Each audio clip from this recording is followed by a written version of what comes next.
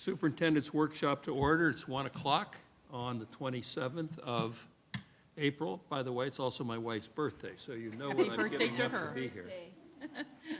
I'm going to pay for it yesterday and for the rest of the week.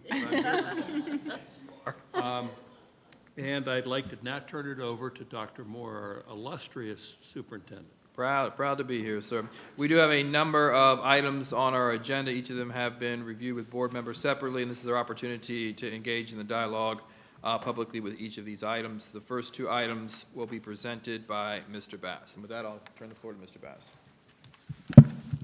Good afternoon.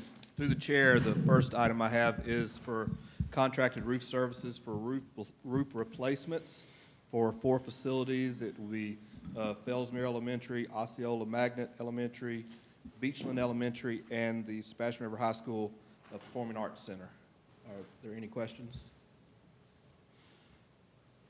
Great. Okay, second item is the review of the sale to transfer assets from Florida Power and Light to the school district. These are the voltaic solar cells that FP&L awarded to schools starting back as early as I can remember, 2012. I believe we got our first one in 2013.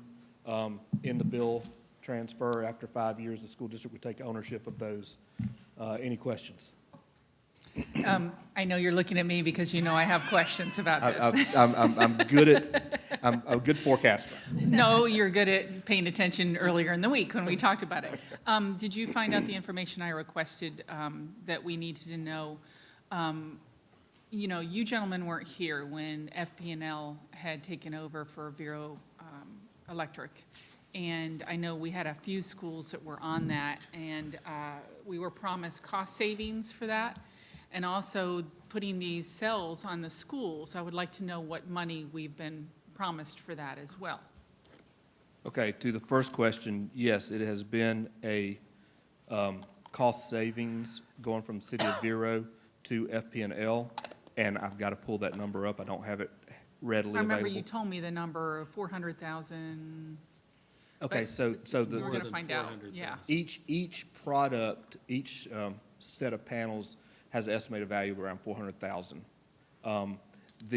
We have utilized from those in the, gaining electricity, 99,692 kilowatt hours of electricity over the years from 2013 to present. So that's not very much power that we've gotten from these cells. And then the savings, I'll have to get you the savings of moving from Vero utilities to FP&L. I don't have it right here, but give me a few minutes and I can pull it up. Then one other question I'd asked you was, in the contract for putting these cells on our schools, were we promised cost savings, or was it just, as you said, a lesson for children, and how are we utilizing that lesson? Okay, we were not promised, but in the contract you would receive a lesser cost of electricity, thus the 99,000 kilowatt hours, and curriculum materials would be provided. So I did a straw poll of the principals who are at the schools with the projects right now, and I only had one principal who came back and said their science teacher was here when it came in, and they received little to no curriculum materials. They did offer some online workshops or things that they could attend, but for the fact of a curriculum set to use with students, it was not provided. So is that a breaking of a contract then? Did they say in their contract that they were going to provide that to us? And what cost savings did they say they were going to have for us? They didn't, from what I saw, it did not give an actual cost savings estimate. And then it was just curriculum materials we provided. So how are we going to hold them accountable for that? I know the FPL people pretty well. Tell me what you're missing and I'll call them. Okay. Yeah, Okay. please do. We need to hold them accountable for that because that was such a big deal in our town a few years ago. And we want to make sure that we're following up on what was promised. And so I want to make sure that if it was promised to schools to put these cells on our schools, what benefit are we getting from that? What did they promise us and what benefit are we receiving now? Yes, ma'am. Okay. Because I have a hard time voting for something if they didn't follow through with it. Right. Do we have to vote on this tonight? Yes, it's on the agenda. You don't have to vote if you table it, but it is on the agenda. I would prefer to table it just until we get that information. I want to hold them accountable.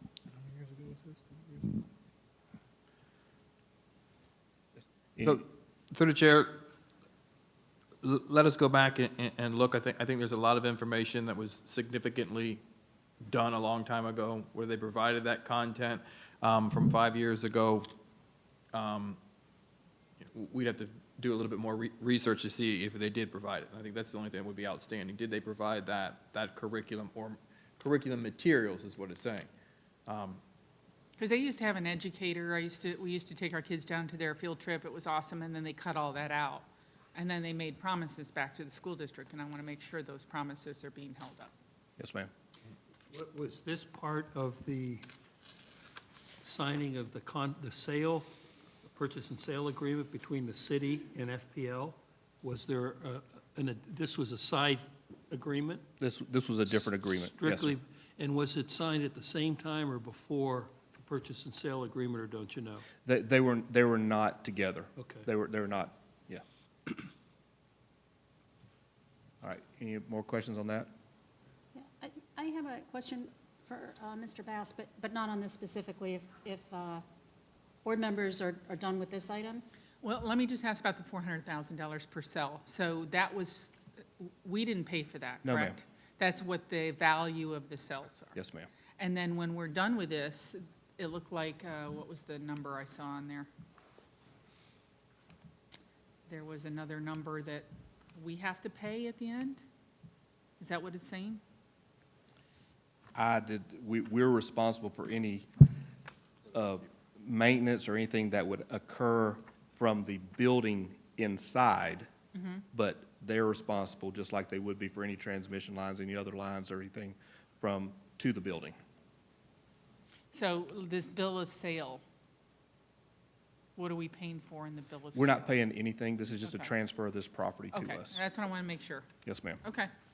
But on just, and then, Dr. Schiff, but just to be clear, the school district, and I forget the number, I mean, I remember the hospital number was almost 800,000 year over year. The school district was up in the high 300s, around 400,000 in annual savings, just in your monthly utility bills across all the campuses. So this, in addition to them purchasing the city's utility, which obviously benefited the whole county, all of the customers, there also was this side agreement that they would provide this curriculum, I guess. whatever it was.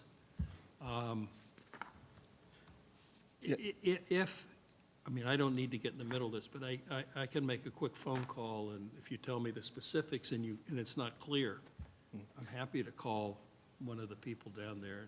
Yes, sir. This was an initiative by FP&L statewide. If you right. go online and you look, you'll see all the different sites throughout the state where they provided this. But there are other electric providers in the state. I mean, Gulf States is up in the Panhandle.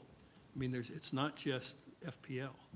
So, or was it just the FPL was offering to their customers this swap of assets, call it? Yes, sir. Okay. And in return, we were going to get a lower bill because of putting the cells on there, or just because we went to FP&L? Putting the cells on there. So the cells have been a benefit to the school district. That's what I want to make sure. Yes, Over ma'am. and above the Okay, lower right, rates. right. Right. I just want to make sure that that's happening. Yes, ma'am. Okay. Dr. Schiff, you're. Yeah, I just have a quick question. It's not specific to this agenda, but in our weekly board briefing meetings, we had some conversations about updates to transportation and transportation reviews. Can you just update the board on what's happening with that? Yes, ma'am, through the chair. On the May 11th agenda, we'll be bringing the 2 items to you all for approval, and we'll have it on action, so we'll be able to discuss at that meeting. One item is the parent app that we piloted this fall that will allow parents to be able to load on their cell phone and set up a geofence that will tell them, track them, show them where their student's bus is tracking at. And then the other one is the card reader system. So all students next year will have an ID card that's school-specific, and the card reader system will be on the buses, and they will swipe their card when they get on the bus and off the bus, giving us accountability as knowing where those students are at. Additionally, those cards will be utilized for media services if they go to check out a book in the library, or they can use that card also to swipe for their food service. So that'll be coming on May 11th. Thank you. Thank- That's excellent. And I just want to add to that, what I particularly appreciate this is not only that we know where all kids are at all time through transportation, we will have the swipe cards. As I understand it, those ID cards are also going to be color-coded for individual schools, which also, though not specific to the transportation issue, also speaks to a school safety issue. We know who should be on campus at what time, and we will have clear, visible identification for those. So I thank you for pursuing something that should have been pursued a long time ago. Thank you. Thank you. Mr. Rosario. Yeah, I know that there's going to be some kind of unrolling of this in terms of allowing the public to understand the details of what all of this is about, but I wanted to add what those cards are also going to be about or used for is to allow students access to the library, and they'll be able to take out books from the library with the same card and use it for lunch and tracking their lunch monies on it too. So it's going to be multifaceted. But though, because it's not on our agenda for today, there is going to be a plan in the future to kind of highlight some of those points before the 11th formal showing of this, right? Presentation of this, is that correct? It'll be a discussion item at the 11th. It won't be on consent, it'll be on action. Okay, So we'll have that opportunity then. okay. Okay, next. Thank you. Now we'll turn to Mr. Meyer, who is going to review our student progression plan as a result of an executive order that was released as it relates to end-of-year procedures, school grades, and student performance. Thank you, Dr. Moore. Through the chair, as Dr. Moore just stated, on April 9th, the Florida Department of Education released Emergency Order 02. Within Emergency Order 02, there were a number of components that the board has an opportunity to take action upon. I'll cover those at this time. The first of which is graduation. The Florida Department of Education has allowed district school boards local control over graduation waivers, and in this change to the student progression plan, we are proposing to, on a case-by-case basis, have the principal or his designee at each school review the students' coursework to ensure that they have met an adequate standard for graduation, and if they have done that through the completion of the Algebra 1 and English 2 courses, that they will be granted a waiver for this year and this year only for the state requirement to have a level 3 or above on the 10th grade ELA or the Algebra 1 EOC. Additionally, not necessarily within our purview, but it's something we have to collect data on. They have extended the opportunity for students who were in the process of earning their service hours. They're also known as their volunteer hours for Bright Futures. We will meet on a case-by-case basis with those students and designate one of 3 options.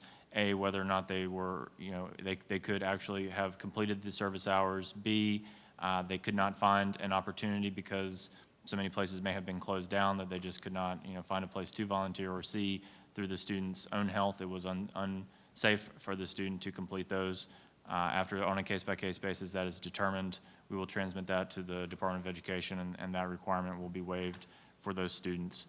Additionally, in order to make sure that students feel safe, the Department of Education is not requiring students who may not feel safe coming in to take the EOCs, given the fact that EOCs are traditionally required to be 30% of the student's grade for certain courses. We have to propose a change to our student progression plan, and in that proposal that you'll see before you, we recommend one of two options to benefit the student. A would be that the student is able to complete the assessment and it benefits their grade, so they would be able to get that higher grade. But also recognizing that, if some students choose not to take the assessment, then we would need to compute those grades without the EOC being included. And in order to ensure equity for all students, that, one option does not advantage or disadvantage them, we're going to run all of the grades for all of the students and give every student the higher of the two options. So I think that's the most fair thing to do. We don't want, students making that decision of not participating in the assessment because they're afraid it's going to hurt them versus a student who, legitimately does not feel safe given the current continuation of the pandemic. So that being the two major changes to what we were proposing to this year's student progression plan, it does also in the emergency order talk about third grade promotion. But given the already existing allowances within the school district of Indian River County's student progression plan, there are multiple options for principals to consider coursework and other assessments to make that determination of whether a student should be promoted. Clearly within our student progression plan, we want to assure that students have mastery of all the standards before we promote them. And so that promotion review committee will be conducted at each school for the students who are at risk. And I don't foresee any issues with students who may or may not, have taken the third grade test being retained. It will be a determination of whether or not that student is prepared for fourth grade, and that will be the determining factor of their promotion. So no need to change that. That already exists within our student progression plan. And so those are the proposed changes. I'd be happy to entertain any questions. Mr. Barefoot? Yes, ma'am. Thank you, Mr. Meyer. Just a couple questions or comments. We have a senior who has not passed the 10th grade FSA. So what the teachers and principal will do together is look at the standards that they have met and make a determination from there. I mean, that's what we used to do. Yes. Okay, and then the third grade, if a parent wishes for a child to stay, how will that be handled? If they want them to repeat the third grade. They want them to repeat the grade. We have the technical assistance we provided to the principals is to, of course, first and foremost, we should be informing our parents all throughout the year as to the student's progress, and that's the guidance that we give to the principals and teachers, so that I truly hope that each parent understands exactly where their student is and are in agreement. I think there are some times where, maybe the family and the teacher are in disagreement as to the student's level of proficiency. But ultimately, I guess the short answer to your question, ultimately the promotion decision resides with the principal. Okay. So the promotion review committee would meet, there would be recommendations from the teacher, input from the parent, but ultimately the principal is the one that signs off on that. But I trust our principals are going to, do what's best by the students, and if that gets escalated to us, then I would review anything. And like I said, for me, it always comes down to, is the student mastering the standards? Is there evidence that's been, completed and collected by the teacher that the student is ready for the next grade level? And I would hope that there's clear evidence to make a determination one way or the other. Thank you, and hopefully in the fall, we'll be back to everyone in testing and going back to the regular graduation requirements as we move into this. That's a great point. I mean, this is, once again, for this graduating class and this graduating class only, it's important for all of our, current 9th and 10th graders who are testing right now or will be testing next month to recognize that the state has not waived those graduation requirements for those cohorts of students. It would just apply to the seniors that are graduating this year. Thank you. Yeah, following up actually on Dr. Jones's comments, because that's kind of exactly the direction I was going. But less so for 9th and 10th graders who have more time to make up what may have been lost than 11th graders. So my concern is, and this may be an opinion question, not a factual question. My concern is for, to some degree, 10th, and 11th graders who have been impacted by this, and the impact that then has on them going into 12th grade, both academically and in terms of, getting volunteer hours for bright futures. I know we can't predict the future, and I know we can't predict what will be either gubernatorially ordered or legislatively mandated after this year. My concern is that for kids who were equally impacted this year, but who are not graduating. So for example, getting your Bright Futures volunteer hours may take more than a year, but the kids who have been building up to it didn't have this year to do that. For kids who are building up iteratively, math, English, history, and other standards, who may be behind going into, not necessarily behind, but who may not have been measured in the same way, or behind, going into 12th grade. How do we anticipate dealing with some of those issues, which are different than just getting through graduation this year?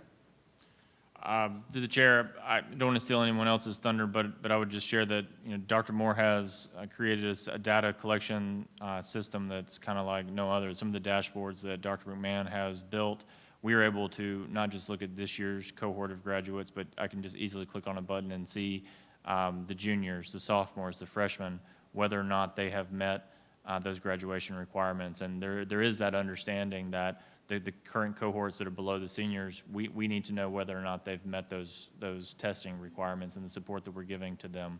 As you say that, I wonder if we should, and I don't even know how we collect on a basis the volunteer hours. I don't think that they're required to submit those, consistently to us, but there may be a way that we can build that in to our system with our counselors, that at least at some point in time we're helping, meet with the students and say, how many hours have you got? Where are you at? That way we can, create certain structures and systems to encourage them to get that done. Yeah, So- well, if I can follow up, to that end, I'm not, I don't want to minimize the work that our counselors are doing, but I would say that I'm not sure that our counselors are meeting with students now, keeping up with them about Bright Futures hours, or that they're aware of what they have to do. That's often falls to parents to do, who then have to be aware of what are the requirements of these scholarships. I know that for next year, Dr. Moore is changing a lot for college and career readiness and putting a guidance counselor specific to that at each school. But for students who haven't been keeping track of it in 10th and 11th grades, and the other issue is I don't know what we do about this, so I'm kind of thinking out loud as well. But it's not just can they pass the tests, it's what has been, and I say this also somewhat from a personal level because I see it, about what's been lost this year in terms of not just passing tests, but excelling. And excelling in grades. So kids may be on track to graduate. They may be on track. They may pass their tests. But it doesn't mean they're excelling. And I'm wondering how we create structures to support kind of that return to excellence. I know some of that is already happening, but I know time's been lost in this, and I'd like us to be attentive to planning for that. Absolutely. Mrs. Bersario. I love the return to excellence. Maybe we can incorporate that in some kind of initiative moving forward. That was off the top of my head, too. Yeah, it's really, really good. But although some might argue, what does excellence mean and were we ever there? But we will get 100%, there. 100%. We will get there. My question is a follow-up about the volunteer hours. So if we were to have these conversations about volunteer hours or kind of figure out a way to make it happen for kids who may have lost this year, specifically talking about Bright Futures, would we be able to, and I know we will, could we be careful not to give more hours than what a typical student might earn in a year? Mm-hmm. So if in a general year, an average student can work up an average of 50 hours in a year, we don't want to offer them 100 hours and go beyond what that average is, only so that, unless they're a senior. I mean, I don't know what we can do about seniors, but if they're not seniors, is there a way that we can cap some of those hours so that we're still offering an opportunity for them to get out into the community and continue the rest of, the community service that they need to do?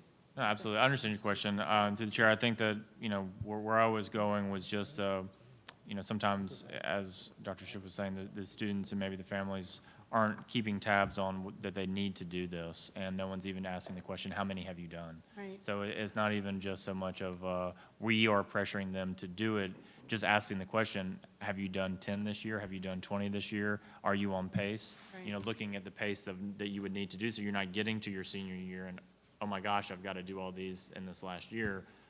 That's the sort of stuff that we're looking at right now as far as looking at those cohorts.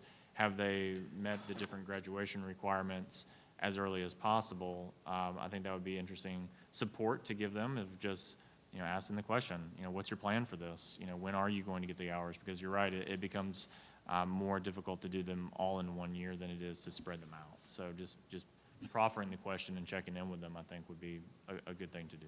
And does this is for my personal knowledge, are parents the sole person responsible for ensuring that children get everything that they're supposed to get done for Bright Futures, or does that fall on guidance counselors to have those conversations with the kids? Through the chair, as I'm a not sure. former counselor, I will answer that question gladly. And I think it's a partnership. And I am dead set it is the responsibility of the school to be proactive in sharing what the expectations are in a timely manner in order to ensure students have the time needed to fulfill those expectations, whether it is hours for diplomas, whether it is prerequisites to enter a particular course. Ms. Dampier and her team is doing some bold and courageous things and laying out a pathway, what should be done grade by grade for student services over the course of the year.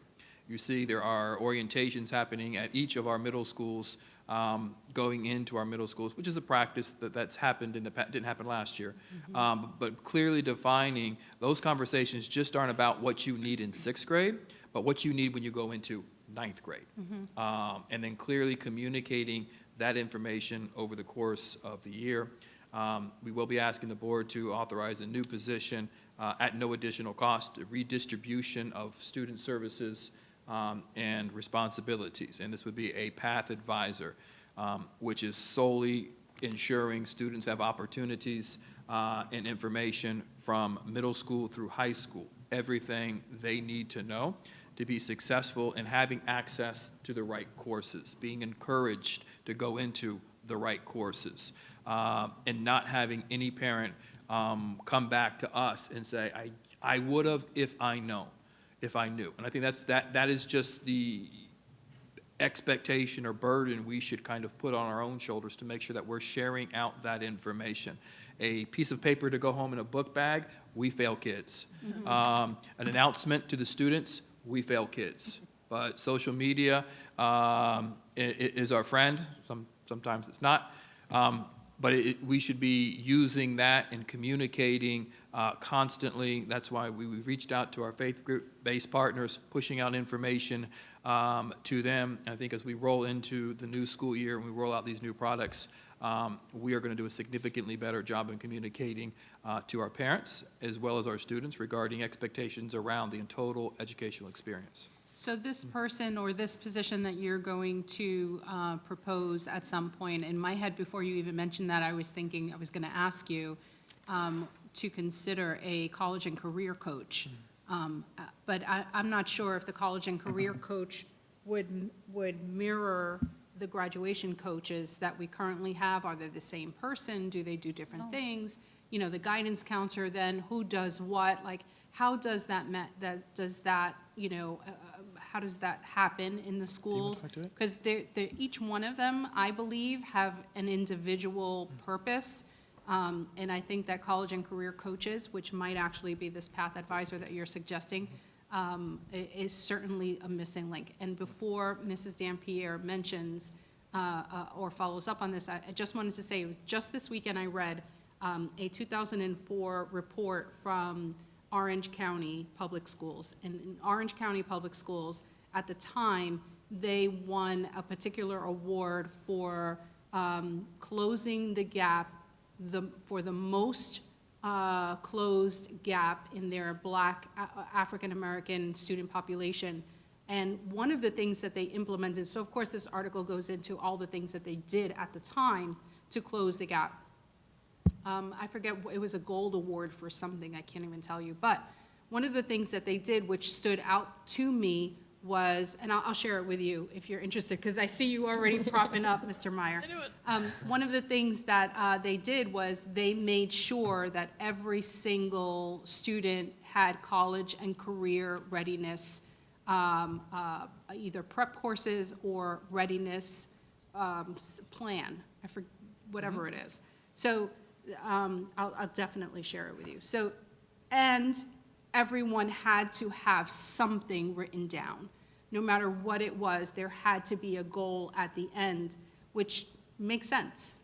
And that was one of the strategies that helped close the achievement gap, along with some of the other things. So I think that that might be really filling a need that we may not have had before. We have something similar that we will be unveiling for next year.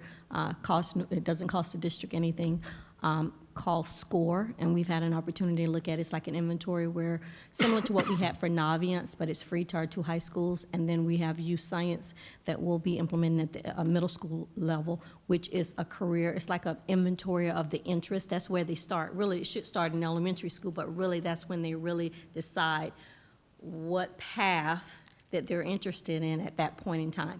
So yes, our path advisors, we've identified those positions. They're repurposed positions. They're not additional positions at each high school, and we've already started having some professional development. We're actually going to be meeting on May 4th to actually map out. They're very excited, and there are counselors at our school, that they'll be able to do this work, really focus on our students from middle school to high school. And we're also going to be implementing a mandatory parent night to focus on that, and that's going to be unveiled with the dates in July, sometime in July. We're going to have one at each high school. That's coming out. And that's part of their work as well, because we want parents to know that that's why they're there. This person will be working with our students when they get there in 9th grade to anything dealing with college. It could be where they need a letter of recommendation, bright futures. We're going to be updating our resources on our website to make sure that we have all of that information there. We're also going to be providing professional development, little vignettes for our parents who cannot always come to a school for Bright Futures. So what do you need for Bright Futures? What do you need for, college application? All of that. So we're going to do it in various venues, not just face-to-face. It will be an opportunity where they can click on the website and look at a webinar. They can actually do question and answer. We've seen some other districts who have done some creative things, and we've reached out to those districts. We've actually had professional development with those districts. So we are just now planning out the work for next year. And we're very excited. The counselors, the school principals, the school counselor departments, they're very excited. This is much needed in our schools. This has been the missing link for our students. Mm-hmm. And they are fully aware. So this person would only be working with any student that had any college questions. Mm-hmm. And, they're very excited about this work. Good. Mrs. Barenborg. Yeah, now that you brought that up, I did attend a Zoom meeting with the Education Foundation Consortium for the state. And what it was really interesting. They were all invited to come up with the best or innovative project that they had tried this year due to COVID that got super results, more so than they'd ever had in the past. In other words, it wasn't something they did just because of COVID that, wound up supplanting something else. It was something that because of COVID happened and they realized it was better. And one of the things was Broward County had done, you're smiling, do you know about this? Broward County had done a career and a college readiness night where they invited all these different colleges, and they were able to invite many more than they could in the past. Mm-hmm. And they opened it up to other counties because there was such a need for it. They said in the past, they had asked the principals after it was over, how many parents had usually shown up for these things in the past, and how many more did you have or less did you have this year? And it was like something like 17 in one high school compared to 400. And more I'd say more than half of the principals said it was exponentially higher. So they offered any other districts that want to get involved in theirs, so that we don't have to reinvent the wheel. We could have our students just tie in with that and be able to make those connections with all kinds of different colleges and careers. So they also invited in different, and I know we're starting to look at that more locally, is opportunities. Not everybody wants to go to college, so opportunities for students to look at careers right out of high school. Yes, we've also, we're on a tour. We found out about this from actually some neighboring districts about the college fair, and so we already have that night secured for next year as well. We'll be unveiling that on June as well for next year. So some of the things that, the College Expo, we're going to continue that, and the college fair nights, we have dates for that. That's already been secured, locations, et cetera. So we are partnering with Miami-Dade School District, Broward County. We've reached out to several other districts, and we're on that tour where all 200 colleges come and be a They're part of that. shopping all Yes, along? yes. And what about parents that can't come or have a conflict that night? There's- That was part of the problem that came up. They said they liked the Zoom atmosphere because they had little kids at home and they couldn't go. And Miami talked about that as well, because when we were on the phone with them, they said they always had a big turnout, but they were working with Broward County as well. So we've been in contact with a lot of our neighboring districts to implement some of those ideas. Like I said, we know that parents can't always come, so we need to think outside the box, like Zoom, webinars, things of that nature, so they can ask those questions or be able to look at it at their own time. So we've got to think outside the box. We can't just always think So face to just face. the SOAR software that we're bringing in at no cost is everything that you just mentioned. So SOAR is a software that matches students to colleges and universities. If you looked at it, it looks very similar to Netflix. Yeah. It gives predictive results. You fill out some information. I don't know what y'all's Netflix looks Mine is a like, but cooking show. but you fill out your interest, you fill out the kind of programs that you would like, that you're interested in, and what it does is it matches you to universities and colleges that you may have never heard of. And then you can link to those colleges and universities and be provided additional information regarding whether it's a fit for you. So it is a pathway that you design, and its intention is to look at where are you at academically, what is your GPA, what is your SAT, what kind of things do you like on campus, off campus, and it says, look at these. So it is very, very innovative in saying college and career, those things are really, really exciting and motivate families when they go to them. This does the same exact thing in the convenience of your home. So are we doing the same thing for career-minded kids? Yeah, so we're going to replicate that process as well. So we're speaking specifically to college here, but in the same breath, also career, because the reality is the requirements are, in some cases, more rigorous in career and technical. So if we were to leave that off, we're not serving all students, and we don't want to be about that. Okay. Dr. Jones. Thank you, Ms. Dampier. The new college and career counselor, we're not adding a position, they're just Repurpose at the. repurposed, Yes, okay. yes. And just as a former principal and mom of three, I know we have to be proactive with making sure they know, and it starts at middle school, it's not ninth grade, on where they're going and everything. I also think that our students need to take responsibility to make sure they know what they are doing as far as the Bright Future Hours and so forth, because I think there's one thing we want to do is make sure that our students are responsible citizens. And I know a lot of times it's always on the school district, and I thought about this as a principal and as a parent. Yes, we've got to get the information out there, and it's much better than it's ever been.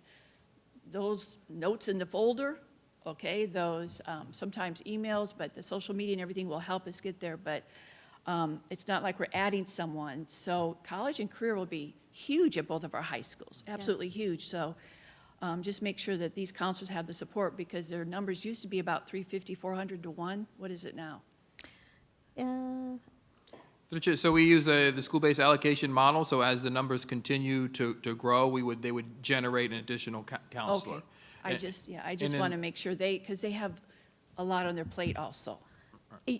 But when I've had the conversations with all the, the director and with the principal and everything, they're very excited that they're not the jack of all trades. Like this one person, if That's they good. have Yes, I college heard that. questions, Yeah. this person can go to that path, they can send them to the path advisor, or the students know that they can go to the path advisor. So then they're really focusing on the other areas. Like if they're counseling with a student and the student says, hey, I'm having problems with my GPA and it may, hinder me from going to, a university, they would send that person to that counselor because that person would be working with the students as well as with the parents.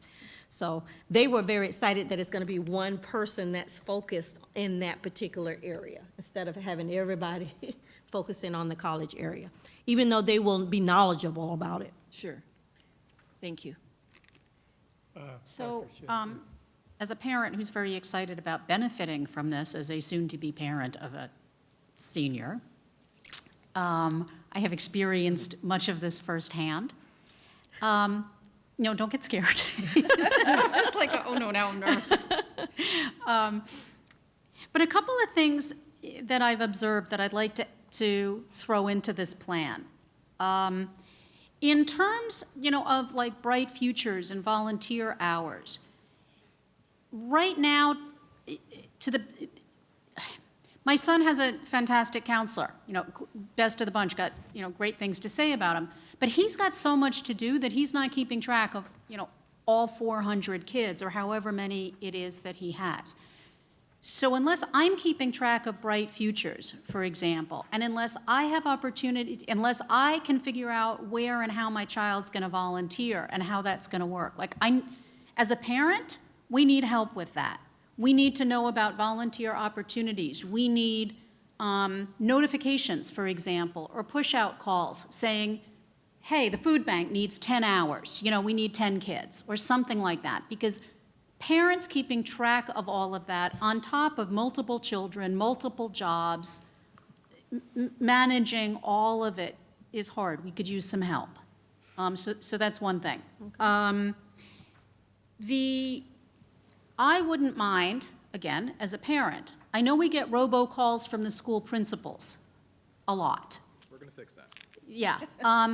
I would love a periodic call from a guidance counselor saying, this opportunity is coming up, this scholarship is coming up, here's some volunteer hours coming up, hey, so-and-so is going to be on campus. Now, some of that is on Focus, but I have to remember, when I go into Focus, I'm looking for my kid's grades. I'm looking for his assignments. I'm communicating with teachers. I'm not always checking all of the notifications that are sometimes there and sometimes not. So that would be really helpful as a parent. Sometimes, in this conversation, I'm also hearing somewhat of a presumption that kids may know what they want to do, or they may know what's available to them. I'm excited about the college night. I'm happy to know that probably won't be on a Tuesday. Right, because we all have to be here. And I'm really looking forward to that. But sometimes at 16 or 17, most of the time, at 16 or 17 years old, kids don't really know what's available to them and what's out there. So what I'd like to see is, and I hear this being built into some of it, but opportunities to understand what's possible. Because, hang on, let me just finish the sentence. What kids get in high school are they get history, they get math, they get English, they get science, but they don't get things like business and psychology and engineering and all of those other things that may be available to them in college that they have no idea how to think about or what that looks like. I have to have those conversations a lot with my child. I know you guys are chomping at the bit to get in. And, hang on. For the college night, because I'm just going to throw it all out there for the moment, because I know you guys want to answer, which I'm happy about, and the smile on your face suggests I'm going to be happy with your answer. The other thing that I'm observing, and I've asked about this a few times, is that when I ask about where are kids going to college or what's next, sometimes, A, it's hard for me to get that information, not because I can't personally get it, but I'm not clear that we're keeping track of where kids are going, how are they going. And I'm observing a lot also that even in our highest echelon kids, our IB kids, our AP kids, they're mostly staying in Florida. They're not aware, and we talked a little bit about this last week, they're not aware of what it could look like, what financial aid might make possible for them to go out of state, what schools look like out of state. It's very insular. As somebody who wasn't born and raised either in this state or in this county, I'm noticing a certain insularity and sort of parochialism to that I'd like to make sure that when we have, I'm going to finish, I promise you, that when we have a college night, I would like to know what colleges are going to be there, and that there are colleges also from out of state, and that there are conversations about this is not impossible because you can't envision how you're possibly going to pay for it or get there. I'll take a breather now because I know you guys really want to answer. So, No, they can answer first. okay, because Doc Jones is also No, that's okay. anxious to. You go ahead. Go ahead. I was going to say that's what SCORE is, that opportunity where kids can take field trips. They can see what financial aid is available, scholarships. It was very exciting when we looked at this program, and Miami-Dade has already piloted the program and several other school districts. And they've seen great results with this. It's actually like the kids are going on a field trip. They get to see videos, they get to put in what they're interested in, things that I never had when I was in school. It probably would have helped my kids, my own personal kids as well, to fine-tune what they're interested in. Out of state, what it costs, how much commitment for financial aid, what the parent would be responsible for. It's really, really in-depth. You mentioned that you'd like to know about where our students are going. We've already started that. We implemented the minute you said that. I think it was back in January. We met with IT, and we created a senior exit interview with all of our school counselors. So every kid is taking this as in focus. Every senior, when they log on, it asks them the question where they're going to school, where they're going to, if they're going to the military. It's just a set of questions that they have to fill out. And the guidance counselors are collecting that information right now. We will be able to tell you how much scholarship funding that they're getting, because they'll put the scholarship information in there. We'll be able to tell you where they're going, how many students are going to Florida schools, how many students are going out-of-state schools, how many students are going into the military or military academy, et cetera. We implemented that. The counselors are implementing that right now. It started in March 15th is when they started doing that. So every kid that's a senior, that comes up. So we will have that information before graduation for all of you. And when you said you wanted it, we started working on it. So nice to know somebody the only thing hears I- my cries. The only thing I would add is the middle school content that we're buying, which is that exploration piece. And the power of a student being turned on to a potential career is extremely powerful. Yep. So allowing them in middle school to have a deeper understanding of things they may want to pursue is extremely important. Now, the protocol that you use in working with school counselors on the selection of courses also has drastically been changed. It's just not, here you are, these are the courses that you're taking, what are you interested in? What turns you on? What are the let's do this exploration versus just assigning you, here's a list of classes, but truly going through and having the conversation in each grade. So what you'll be able to see is the counselor in 9th grade or 10th grade going back and seeing, okay, I see you really scored high in communications or fields in that. Maybe you want to be in our business course, or maybe you want to be this, that, or the other. So it connects, it creates the system to ensure counselors have the information or better understanding of where the kids are, and ups that expectation. Dr. Jones. When I was a principal, we had many, many students who stayed in state, and one of those reasons, because of bright futures and scholarships. I had several also go to Ivy League, but even talking to the students at Sebastian River High School last week and parents, and we go to Vero Beach High School tomorrow for scholarship night, the average debt coming out of college is hundreds of thousands of dollars, especially if you're not going in state. And so what I heard from those parents was, we're going to start them in state for their undergrad, not owe a lot of money, and then see where we can go for their masters. But it is absolutely, unless you get a full ride to an Ivy League, which can happen, I understand that, it's just cost prohibitive. And these are what parents are just saying, and they've said it 20 years ago, where I don't want my student to come out, or I don't want to come out with $100,000 in debt. A lot of research on that. So I think that's one of the reasons, Dr. Schiff, that they had opportunity to go to Harvard or MIT and so forth, but they wanted to do their undergrad in state because they didn't want the debt. If I could speak to that, because I'm really immersed in looking at all of that stuff now, and I'm on websites comparing schools, and there are things that I think, I 100% understand and agree with you. What I'm also hearing is that parents are sometimes getting more scholarship money than they were aware was even out there because they didn't know where to look. The other thing is that there are things, for example, where you can go to an excellent state school in another state, and after a year, you're a state resident, which puts your tuition down at $7,000 to $9,000 a year. Which is comparable to what you might be paying at an in-state school here. So those kinds of things, those ways of understanding where you get money, how you get in-state residency, how you find schools that may have pathways or teachers or subjects that you're interested in. There's so many websites out there, because I've been on them, and you can compare them, and they tell you in and out of state tuition, they tell you what your financial burden might, there's a lot of information, but you have to know where to look. You have to know that this is available. Like, there's so much to it that not everybody has access to or awareness of. Well, the score will, it has a parent component, so the parents can log on as well as the Yeah. students, so everything is there. So if you're looking at different websites, everything is housed within this platform, where you can see all, if you're interested in Harvard, how much will it cost? You can take a virtual Yeah, tour. we're on not there. going to I mean, Harvard. But all of the things that you just said, as far as how much the tuition, what's the financial burden, scholarship information, all of that is in this platform, on this right. platform. So I'd like to be the pilot parent.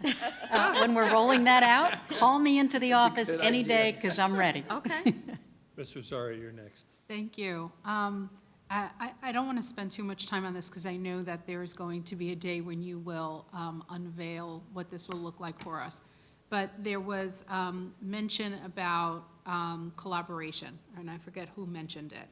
I think what would be, when we do this, I think what would be very important is to make sure that all of these people are talking to each other, so that the guidance counselor knows what the conversations are with the student and the college and career specialist or path advisor, and anyone else who's involved in those decision-making conversations with the student.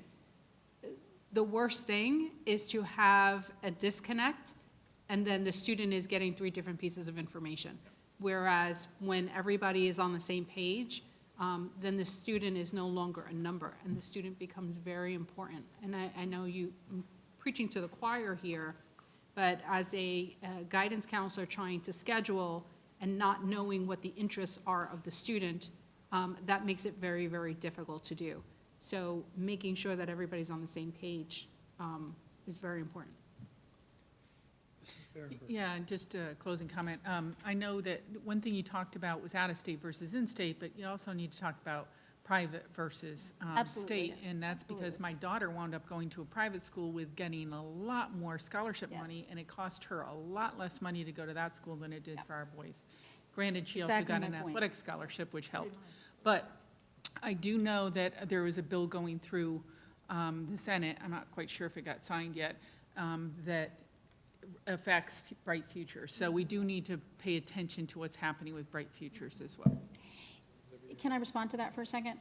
On that bill, because I'm well aware of it as well, I'm not sure, it's been modified Yes, it somewhat, has. but the intent of the bill was to limit Bright Futures to STEM, to students who were committing to STEM curriculum. Fortunately, that didn't pass. Right. That's right. So if a student wanted to go for communications or business or psychology or whatever, they would not have the same support from Bright Futures. Fortunately, that didn't pass, but it's being modified in ways that are not as overt, but still, because I also hear about this from the college end. So I feel like between what I learn about legislation from my K-12 work as well as from my university work, I got it all. But what's happening is it's being modified so that it doesn't explicitly say only STEM curriculum, but there's more subtle language in it. And I suggest we be really aware of that, which comes back to, which we don't have to discuss now, but we've talked about previously, the degree to which we take sort of public positions on legislation, and we act as advocates or we don't for legislation that affects our district, our student, you know, us as board members. There's a lot going on right now, and we try and separate, right, our educational work from our political and advocacy work. But at some point, we need to make some clear decisions about that, particularly in a year where there is more education legislation going through than I think I have ever seen before. Yep, there is. Yeah, and it behooves us to pay very close attention to that. Well, sine die is Friday, so sine die is the last day of session. So after that, the governor has 7 days to sign out all the bills. So we should know in a week what bills went through, and we need to pay attention because there have been a lot of education bills this year. Okay. All right, thank you for your thorough presentation, Mr. Meyer. Thank you. Thank you, Mr. Myers.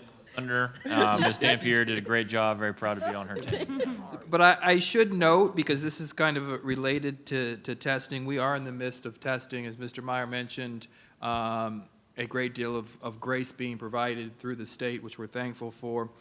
But we have tested for writing. We're in the midst of third grade, and we're seeing percents in the 90, if not higher, across the board. And that is a true piece of information to acknowledge. Our principals are getting our students in the environments for testing to this point in the midst of a crazy year. Seems to be very, very, very, very positive.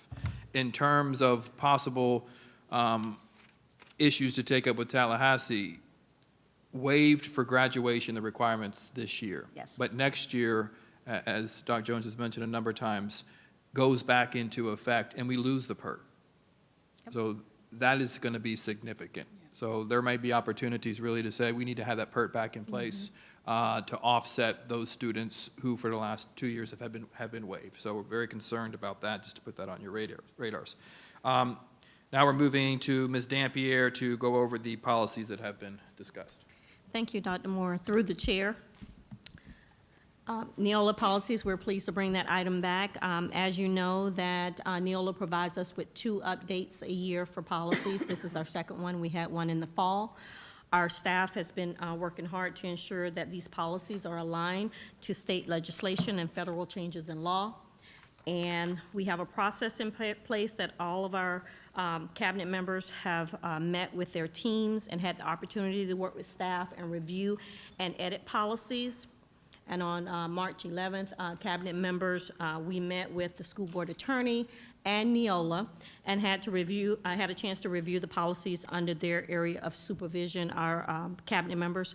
And then the work of the departments continue to move forward to make any edits based on responses from that group on March 11th. Then we had the opportunity the week of April 12th through the 16th to really bring cabinet members, present policies to each board member for their feedback. We really wanted to make sure that there was a clear understanding of each policy. And we also had our school board attorney there as well. And then our next step would be for cabinet members to be here available today to answer any questions that you might have pertaining to any of the policies that are before you. Are there any questions? I had all my questions answered. Thank you so much. And I appreciate the fact that the attorney was there. So Thank you for because that. there were Thank some- you. Yeah, there were some, wording that I was, why did they change the wording? So I appreciate that. Yeah, to that end, I would echo that as well, and again, echo, as I've said before, but what is clear in this administration is how attentive you all are to preparing board members on things about which we have to make really significant decisions. So when people see that we have no questions about this, it's because we've had hours of conversation about it already and had many of our questions answered, so thank you for that. And just so you know, we did bring one policy back because we pulled it at the last, when we brought Neola policies forward. We pulled that policy, and then we worked through that policy with board members and with the attorneys. And I'm proud to say that we do have that policy. We brought it back. It's the first one that's listed on here, and we hope that we've answered all of the questions. It was policy number 2215, program of instruction. There were some questions the last time, so we brought it back, and hopefully we don't have any additional questions. All right, next item, talking about important decisions, is the review of the Matter Academy charter application. And before I turn it over to Ms. Dampier, I just want to acknowledge the hard work of really all senior staff and cabinet members, a thorough review. Their commitment to this district really shone through as they did this work. So I was very proud to see the high standard that they set and representation of this board and community. So Ms. Dampier will set this up. So I'll turn it over her to present this item. And Ms. Holden, we certainly want to take this time to acknowledge you for leading this work. Absolutely, we found ourselves a rock star. Yeah. So thank you very much. Thank you, Dr. Moore, through the chair. That I was going to congratulate and say thank you to Mrs. Holden. I mean, she has done a really good job keeping us on, in line with the timeline and all of the requirements for the charter school. So I would be remiss if I didn't thank her for her leadership in that. First of all, back on Matter Academy submitted a charter application to the School District of Indian River County on February 1st, 2021. We had 90 days to, make a decision, and that 90 days was May 1st. So we're well within that. We formed the Application Review Committee, was established according to Board Policy 9800, Section E. The committee was officially established on March 9th under Sunshine to fully evaluate the quality of the charter application and capacity to properly implement the proposed plan. On March 11, 2021, the Application Review Committee held an applicant capacity interview with Matter Academy and their education service provider, Academia. Matter Academy introduced themselves, and the Application Review Committee had an opportunity to ask clarifying questions, and that was a really good, actually we extended the time because there were a lot more questions that we needed to ask. On April 8th, the Application Review Committee held an evaluation meeting to review and complete the Model Charter School Application Evaluation Instrument, section by section. So this was not done hastily. The Application Review Committee members voted to approve or deny the application as a recommendation to the superintendent during that time. The Application Review Committee recommended to the superintendent to deny the Matter Academy Vero Beach charter application for the following statutory reasons. The first one is the application does not meet the following statute for a replication. Section 1002.33 6B 3B3. The Matter Academy application is a high-performing charter school replication application. However, the application and the applicant during the capacity interview repeatedly referred to utilizing the curriculum of the sponsor and did not give detailed information about the model school curriculum and programming. In addition, the application is for a K-5 school, while the model is a K-12 school and does not match the projected minority or free and reduced lunch percentages for the new school. The application does not meet the following statute for the civil rights requirements, Section 1002.33 9E. The Matter Academy application does not give explicit details on how they will meet the requirements of the 2018 joint plan, thereby violating the statutory requirement that a charter school shall meet all applicable state and local civil rights requirements. The application does not meet the following statute for the education plan, Section 1002.33 7A2. The application does not explain in a clear and coherent fashion the education program design or how it replicates Matter Academy East charter design. The mission vision to create students who are college ready does not have a clear and convincing plan. These were the recommendations we submitted on memo form to the superintendent on April 16th.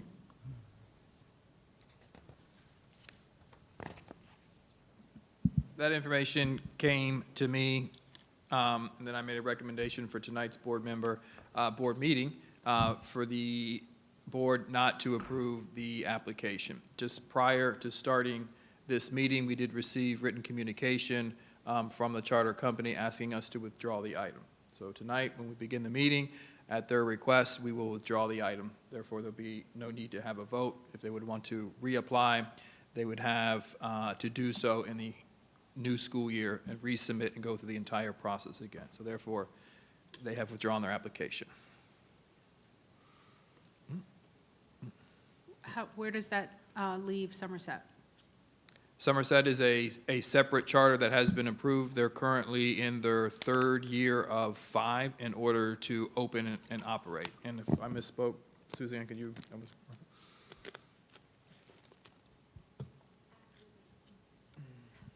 A prior school board approved that charter contract, and so that contract is in place. It was a 5-year agreement. And the charter company requested to defer operations each year, and we're now in the third year of their deferral, so we'll see what happens next year. So their application essentially is still pending. The Somerset Charter School is not pending. Their application was approved by the school board, and we went to contract with them. No, but they're set up. They haven't broke ground, they haven't, Oh, as far as building a facility or Facility, putting, yeah. I don't know the status of their construction. Nothing. thank you. Okay. All right, if there's no other questions, the next item on the agenda is to review the Safer at School with a focus in on our summer program plan. So as you know, at the last board meeting, we were charged, staff and myself, to begin the process of looking at what we're doing initially for summer school, as well as begin to create the process that we would implement for the opening of schools. So this information covers that request. There we go. So initially, some information you're going to look at what we're doing in review for summer school. And as I mentioned initially during our individual meetings, as well as during the meeting last week, we have aligned our recommendations in our Safer at School plan to the CDC's updated recommendations. So as the CDC made new recommendations, I think Ms. Rosario was referencing them during our last meeting, we had the opportunity to go back and align our plan, our current plan that we would use for summer school, to the CDC guidelines. One of the biggest changes or modifications based on that is the physical distancing, which is also new. Social distancing is now physical distancing, is being defined as 3 feet compared to what was 6 feet.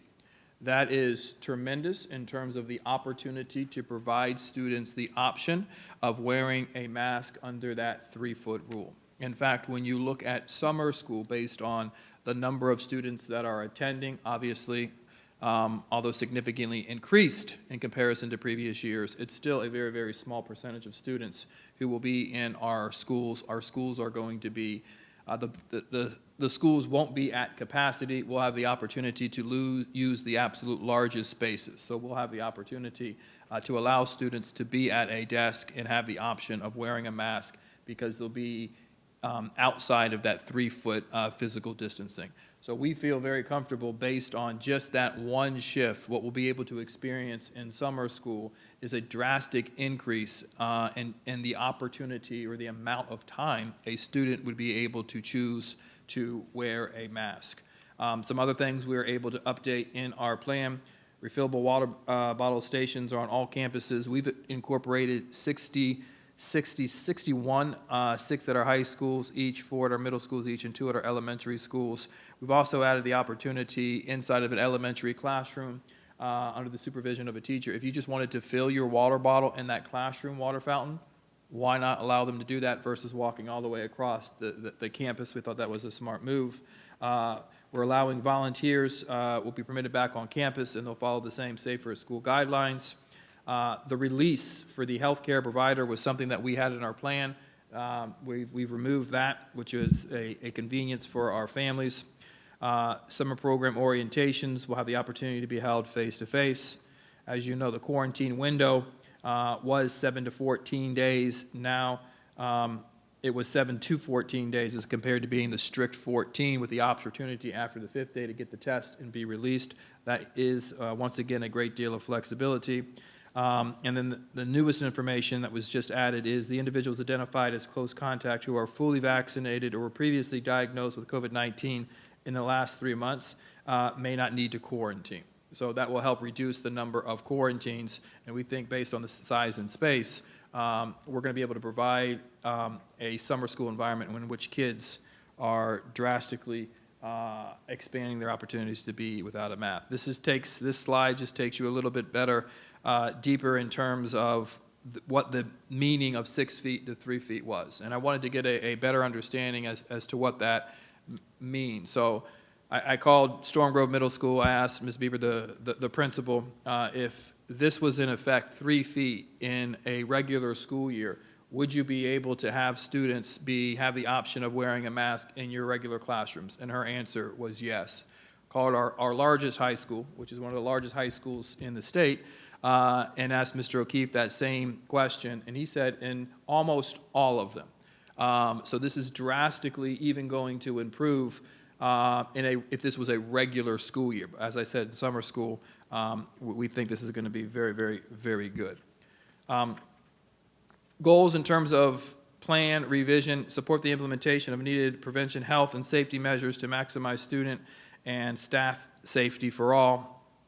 Ensure that we're employing the least restrictive health and safety measures while maintaining healthy school communities. Establish a sense of normalcy for students and staff as soon as possibly, and systematically reduce implementation of specialized health and safety measures based on the status of the COVID-19 local community spread. So looking at some key considerations moving forward into the process, we're going to survey our community, our teachers, and we'll talk about that time frame as well. We're continuing to monitor the level of community transmission of COVID-19. They use 2 different models in doing this work. One is the total cases per 100,000 persons over the last 7 days. So if you were to look at our specific county, here in the now, over the last 7 days, the cases per 100,000 is 90.67. That's 20 cases down from the previous day. So I told a few of you, when we prepared this item, it was moderate, then it went to high, then it just dropped down this morning, back down to substantial transmission. Substantial is lower than high. That is the one model they use. The second model they use is the one we're more familiar with. That is the 7-day average, so the number of cases in terms of positive over the last 7 days. That number is 4.7.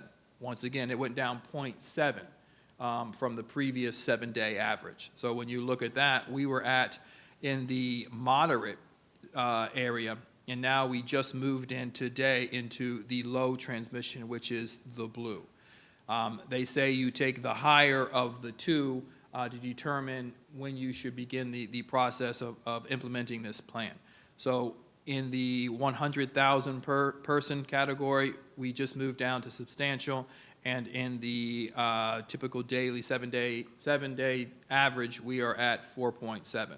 So the fact that we're going down, this is one day to the next, is positive. So we are seeing some growth and movement in terms of where we are, but ideally it's not where we would want it to be. We'd want the higher of the 2 categories to be in the low transmission, which is blue. And as I said, we're in substantial in the one, and then moderate in the other. So we will continue to use that, and that may be one of the indicators that we would consider moving forward in terms of modifications or changes to our particular plan. One of the things I wanted to talk through is, so summer school, we feel comfortable with what we're presenting. Moving from the 6 to the 3 gives us the opportunity to take a really good first step in maximizing the opportunity for students to be optional with a mask without changing to a full-time mask optional space or environment. I want to collect this information as close as possible to the time in which we're going to open our doors to school. with enough time, as we said in the previous meeting, to ensure parents have all of the information available to them to make decisions that they feel are most appropriate for their families. So we are already gathering feedback from health professionals in review and creation of this plan, did speak to our pediatricians, did speak to the health department. Monday, May 24th, we're going to start sending out the surveys to our families to get their feedback, their input, and also with our faculty and staff. I will begin a 3 to 4 week series with the task force. Those invites are in the process of being sent. That's to take the information that we have collected and then begin to design the recommendations to our school board regarding the process that we would follow or implement going into the new school year. And then I will review and brief those with school board members and then present publicly during the defined due date, which is June 22nd. So where we are, we have a plan in place to implement. Pushing that back as late as possible allows us the opportunity really to have a deeper understanding of if the trends continue, we look more effective in terms of being able to make change, but change needs to come in a place in which we all feel comfortable and safe, is legally defensible in terms of what we're asking our community to do. So we feel very comfortable with what we're doing for summer school, as well as the plan that we're recommending moving forward, and obviously we'll keep the board apprised of our work as we move forward. Thank you. Mrs. Berenberg. Yes, first of all, thank you for this. I appreciate it. This is what I wanted to, on this date, so I appreciate that. I'm happy to see that we're going to be able to move to this. The 3 foot apart rule, the CDC rule, because I've got CDC up, and you know, they say 6 feet when they're eating, and 6 feet when they're singing, and 6 feet when, you know, all this, the changes. So you got 3 feet when they do this, 6 feet when they do that, so you're able to accommodate all that, correct? As we move into summer school, yes. Okay. So, and a lot of our activities will also be outdoors, which gives us even more flexibility. And the reason why I bring that up is not because I'm so worried about that part, is because I know the CDC will come in and they will quarantine. And they follow this, not what we say. They follow the CDC recommendations. So not that we need their permission for this, but have we reviewed this with anybody from the health department to say, this is our plan, this is what we're going to do.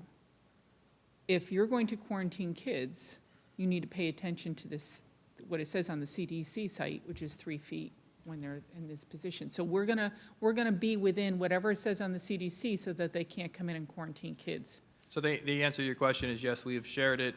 This is our plan, and the response was that is in fact a CDC recommendation. So they've acknowledged what this plan particular is.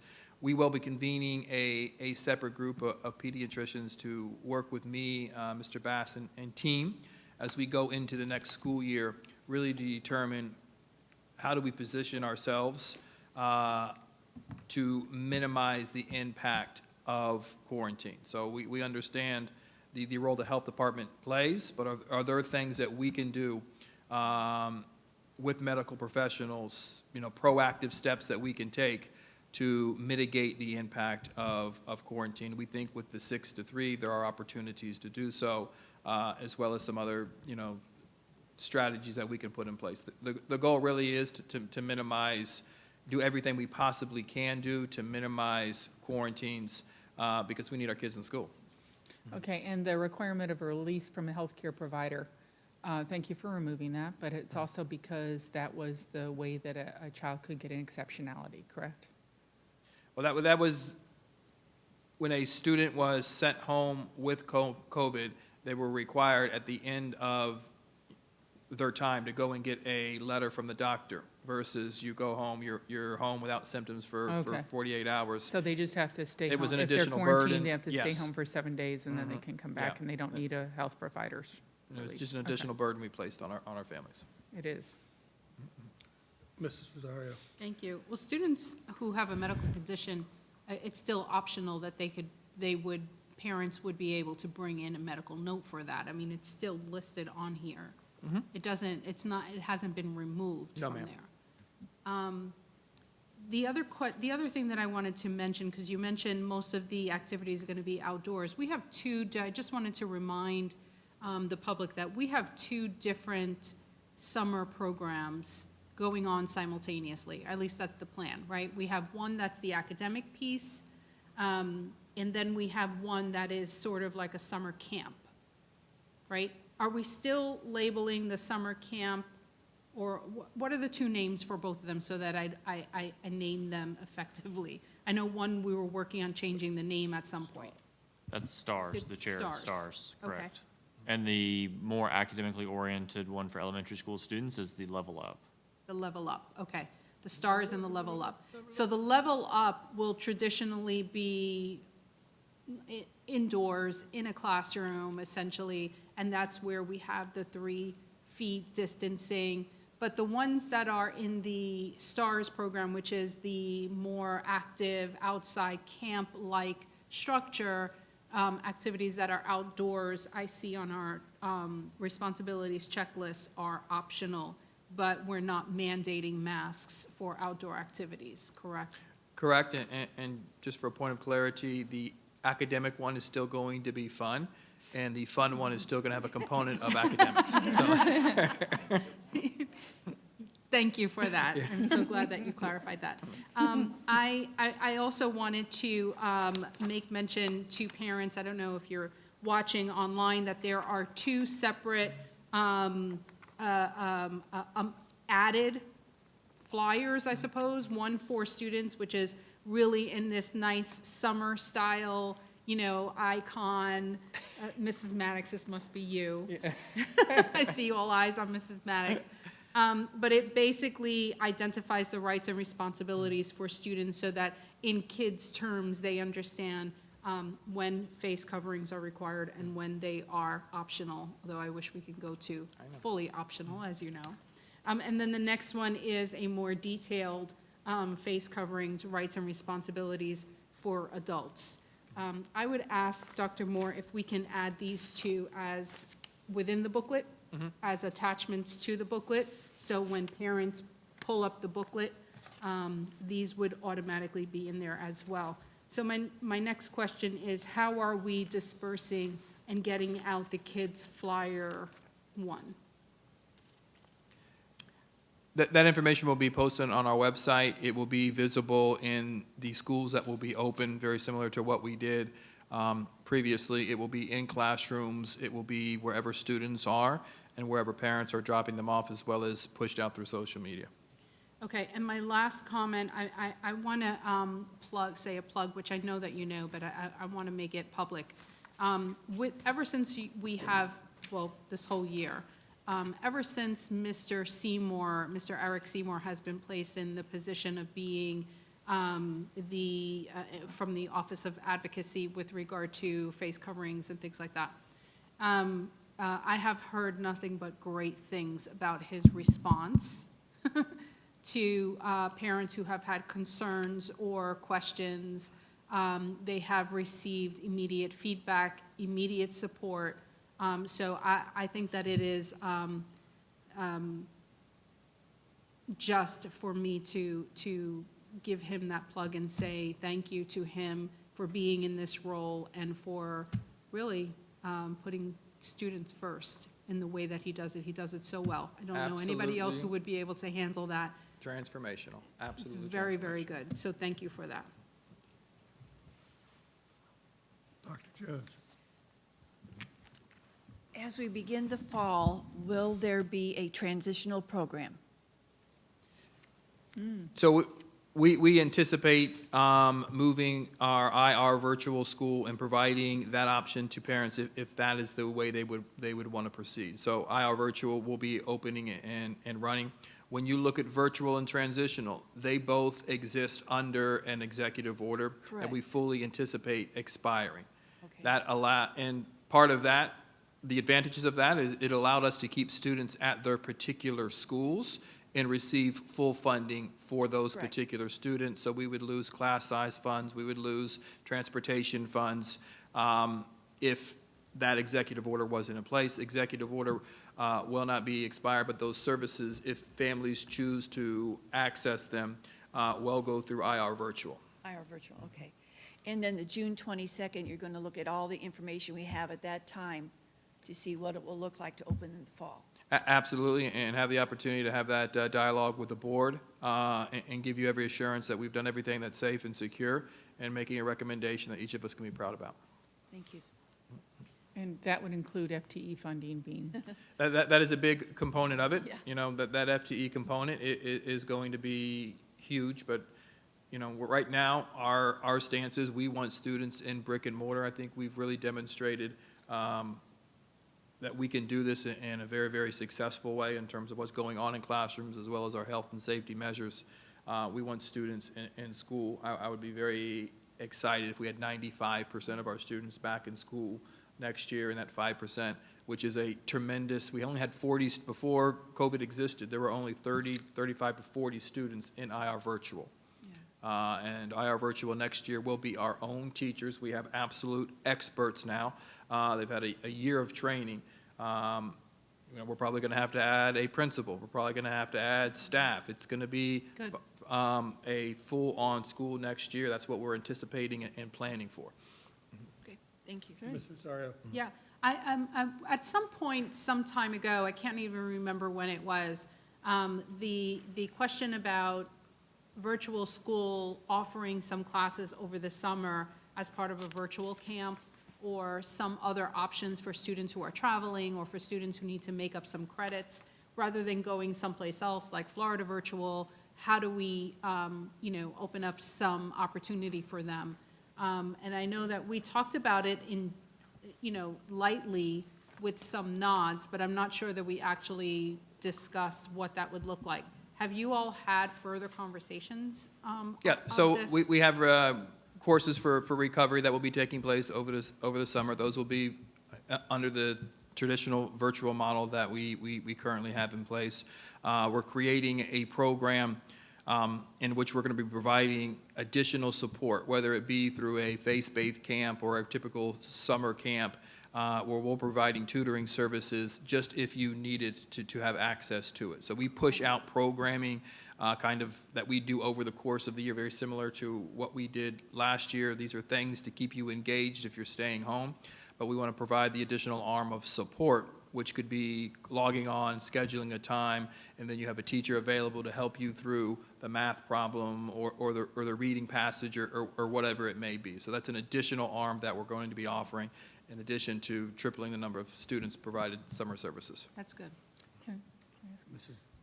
Yeah, the kids that are in transitional right now, so you're going to communicate to them that they have the option to go into IR Virtual next year, but that means that they would lose their seat in their home school, is that correct? Through the chair, honestly, I'd have to look at the numbers. As it was displayed, we held those seats for those particular students. If a student was in whatever school they came out, whenever they came out, if they wanted to return to that school going into next year, yes, I would honor that. But to hold it for a second year. Right, that's what I'm saying, we're going to yes. communicate that. Yeah, Okay. and that's just a goal to get back to normal. And I think there are parents who really, really liked and enjoyed and will be able to leverage IR Virtual.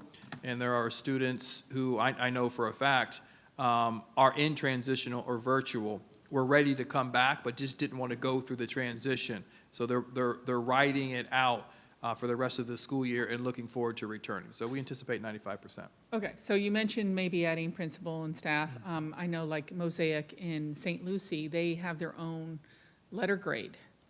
So they are a school, and they have, you know, a separate line code number at the DOE. So is that what you're envisioning for this? What's another A school is what I would say. Okay. And that's fine. I want them to be proud of the school that they're attending. No, absolutely, and I think we have some really innovative blended approaches that we could take through. What we're envisioning is the opportunity when someone signs up for IR Virtual, kind of pick your path. So maybe some courses would be what we consider traditional live face instruction at designated times, and then other courses could be at your own pace. So a combination, all with our own teachers, but you don't have to do all of one model or the other. but selecting with our counselor, these are the courses that are available, this is you. We can add a social component for those particular students, opportunities for them to come in and socialize at designated spaces and time. So, you know, if we're going to do it, we're going to do it right. Mrs. Rosario? Yeah, the beauty of that is that if you have high school students that are in dual enrollment, if they're scheduled for 1 or 2 classes at their brick and mortar school, why go to the brick and mortar school for 1 or 2 periods when you can actually do it online and still do dual enrollment? So those opportunities are certainly there. I'm glad that we're going to offer it. There are several, I just wanted to add this when you mentioned some social groups. There are several online platforms that are full schools that have a homeroom, a literal time scheduled in for homeroom period where the teacher, it's not really the teacher, in some cases it's the counselor or it is somebody else, you know, it could be the college and career person or the interventionalist. Someone logs on with the students and they engage in these kind of social activities, get to know each other so that there is collaboration, so kids don't feel so isolated in an online environment and yet they still feel a part of their school. And it really talks about being proud of the school that you're in, even if it is virtual. And there is a virtual graduation and there's all kinds of things that can happen, but that's certainly another option there, and I just wanted to plug that in case we get there. Dr. Jones? Mr. Meyer, with Edgenuity, I know when we shut down in March of last year, students could access that at home, correct? How will that be this summer? Will it be the same thing, access from home, or will they have to, is there any change in that? No, through the chair, so they will be able to continue to finish the courses they're currently enrolled in if they get an incomplete, or make up any credit recovery courses at the house. Thank you. Any other questions, comments? Okay, Dr. Moore? The final item for today meets a statutory requirement regarding board member travel. So I'm bringing an item that identifies or requests approval of all board members regarding opportunities for board members to travel to FSBA to perform their responsibility as board members. Mrs. Rosario? There is a typo online. I brought it to your attention and to Nancy's. The dates for the winter months actually have summer next to it. Right. So even though the dates are accurate, it just says summer, so we want to make sure that. And that's order of the day? We'll fix it. All right. We'll get that this afternoon. And question, I know one is coming up in June. When do you need, what's the deadline of when you need to know if we're attending? That's a deadline, okay. Okay. Anything else? I just have a general question. Are there a certain allotment that board members can attend during the year, or is there a budget that we have to work within? What I'm used to is much more than just 2 being listed. I'm used to pages being listed, so there is a allocated budget. This is an annual budget, you know, and I don't think any travel, these 2 travels don't exceed what we have intentionally planned for. Okay. May I add a little history behind that? Before you and Mr. Barefoot joined, actually before the 3 of us joined, there was no budget, from what I understand. I believe that previous, and you all can, you know, confirm this for me or correct me, that the previous board, there was a very, very small budget, but they never really traveled. And I think when we joined was the first year that board members selected to go to the FSBA. And then after that, Dr. Rendell added a line to increase the budget to allow for the traveling. So now I think we're in a place where we all agree that at least, at a minimum, FSBA has been the training to go to, if you choose to do that. So that's just a little bit of background. Thank you. Yeah, if I can just add to that, one of the reasons it had been removed previously was the presumption that board members did not need professional development. And so there was some issue around the expense of that. And I want just to publicly say that as teachers need professional development, as others in the district get professional development to do their job competently, so too is why we do that. And that it is not a frivolous expense that the school board gives to itself. It actually helps train us to do our job better in the best interests of the district and everybody in it. FSBA is a wonderful support. Okay, I have one other comment on that, if I may. sure. The conference isn't the only time, though. Think about the fact that we are members there. Oh, yeah. I often call Andrea Oh, yeah. Yeah. Messina. 100%. But I also met with them when I was in Tallahassee, and they were very accommodating to helping me when I couldn't get access to Richard Corcoran's office, or I couldn't get access to information that I needed. They were able to get the access pretty quickly, and without political motivation. So I appreciated that. Yeah, that's nice. Because there has been some concern on my part and other people's part that it's very politically motivated, and I can assure you that that did not happen. And I've been part of the new board member FSBA training. It's been very good. It's online, but it's good. It's very good. Yeah, I think they do. I think a lot of these programs that are online are a lot better than I would have expected. Yeah, Well, and also by access to other board members that's nice. who are yeah. dealing with many of the same issues that we are dealing with here, it gives us a statewide perspective rather than just what's happening in this county. But I have often had conversations with other board members about what's coming before them and what experiences they're having and where they have either found support. It's been very helpful. It was highly politicized a couple of boards ago, and I think what this board, the previous board learned and this board continues to understand is that this is not a political organization. It is an advocacy and support organization for board members that I think we've all had really positive experiences with. Can I raise a brand-new issue, and it's really regarding tonight? I was just reading, Mr. Meyer, your summary of the history, the historical context that he sent out. As we all know, we've all received all of these emails over the last few days. It's very clear that the information out there could not be more wrong. And that it would appear that people have come to the conclusion that somehow this school board or this administration has created some curriculum out of the blue that somehow is disassociated with what's coming out of the Florida Department of Education and the whole process that I now understand, and I'm sure many of you already did understand. And I'm just wondering, I don't know how many people are going to show up tonight for citizens' input, but I'm just wondering if this outline, Mr. Meyer, that you just sent all of us, if we could not review the historical context and how this whole thing operates and how the Board of Education produces a list of acceptable that have been vetted different curriculum, and that the process that we have used in order to arrive at the recommendation that's being made, if we can't preempt before public comment and have either you, Dr. Moore, or you, Mr. Meyer, go through a very good summary you just provided us, I suspect that there's going to be people here that have no idea about the context in which these decisions are made.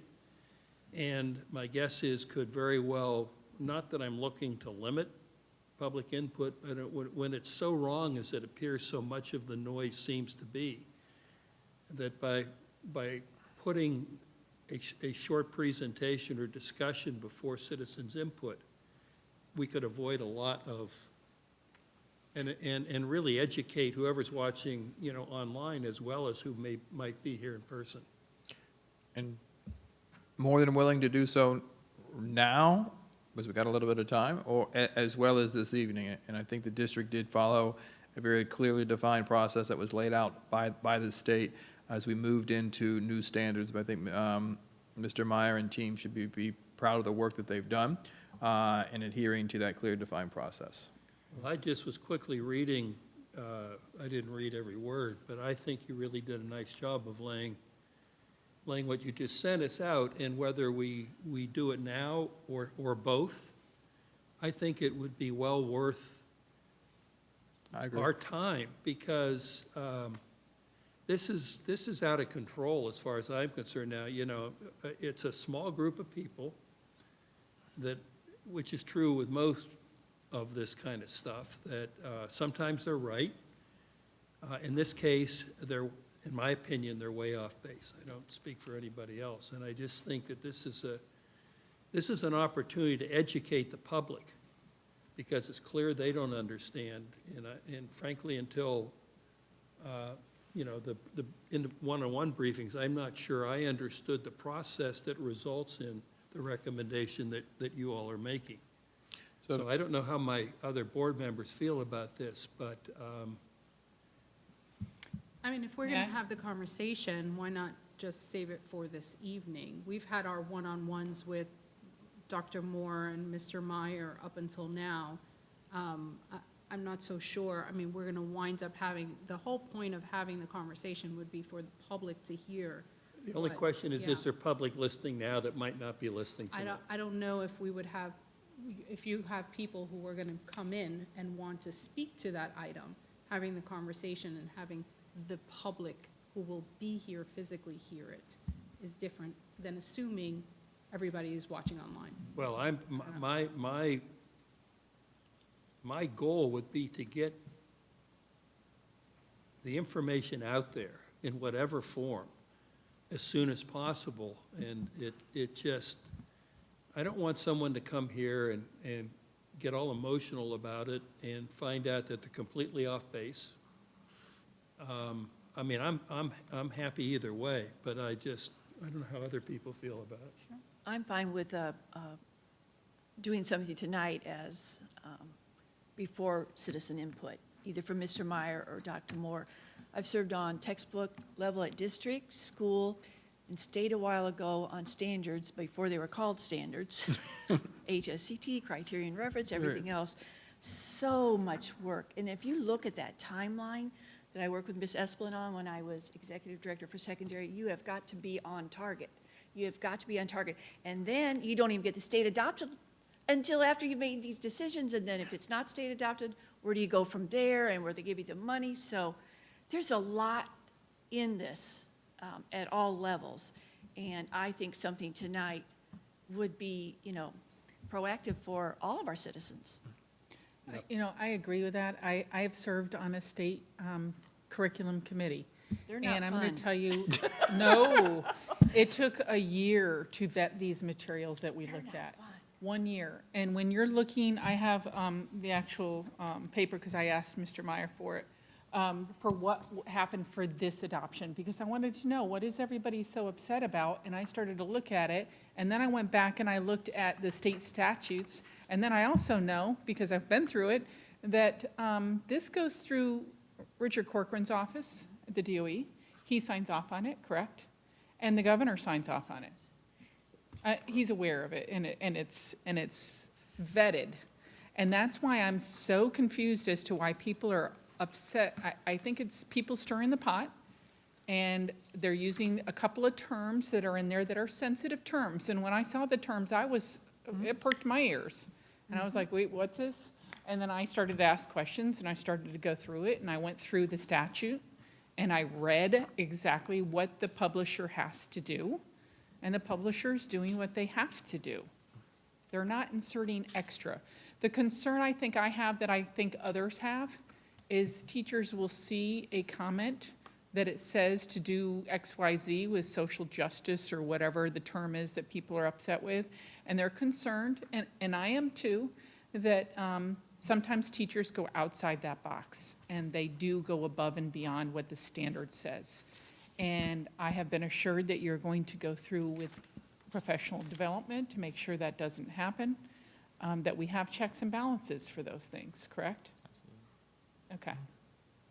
All right, well then, I guess what we'll do, we will kick, when we get to public citizen input, I will explain what we're going to do. I'll turn it over to you, Dr. Moore. You can hand it off to Mr. Meyer. Maybe you take what you sent, put it up on the screen so that people here can see while you cover it.